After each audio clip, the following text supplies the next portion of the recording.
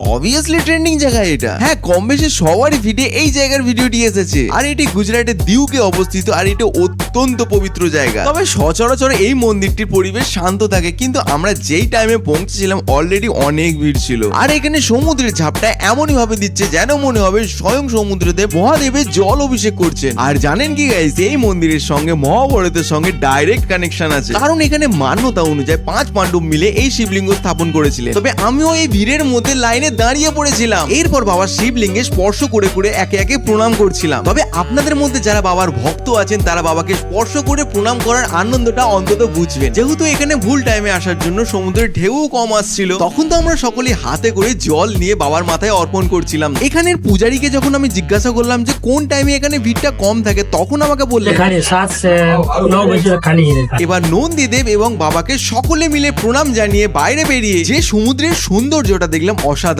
মন্দিরে ঢোকার মুহূর্তে গেট, এই পায়রা ওড়া আর এই ভরা সাগরের উত্তাল ঢেউ সব মিলিয়ে গাইস অসাধারণ ছিল। তবে হ্যাঁ গাইস, ভাগ্য ভালো থাকলে কি নাই কি হয়। যেমন এই হলো বান গঙ্গেশ্বর মহাদেব। এটি নাকি স্বয়ংভূ শিবলিঙ্গ, আর এটি ম্যাক্সিমাম টাইম সমুদ্রের নিচেই থাকে। তবে কপাল করে সেদিন আমরা দর্শন পেয়েছিলাম। ऊपर आता पानी समुद्र के ऊपर आता है। नसीब बहुत अच्छा है। बहुत अच्छा है आपके लिए। তবে হ্যাঁ গাইস, মহাদেবের এই এত সুন্দর শিবলিঙ্গ দেখে একটা গান মনে পড়ে যাচ্ছে।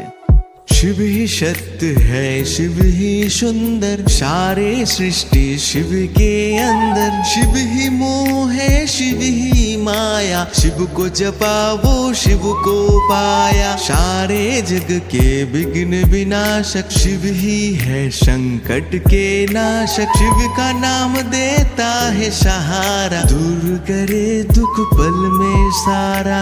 ও গাইস, ভিডিওটা কেমন লাগলো লাইক কমেন্ট করে জানাবেন। আর যারা নতুন প্রথমবার দেখছেন তারা অবশ্যই ফলো করে যাবেন। আপনাদের একটু সাপোর্ট আর মহাদেবের আশীর্বাদ, এটাই আমার কাছে অনেক।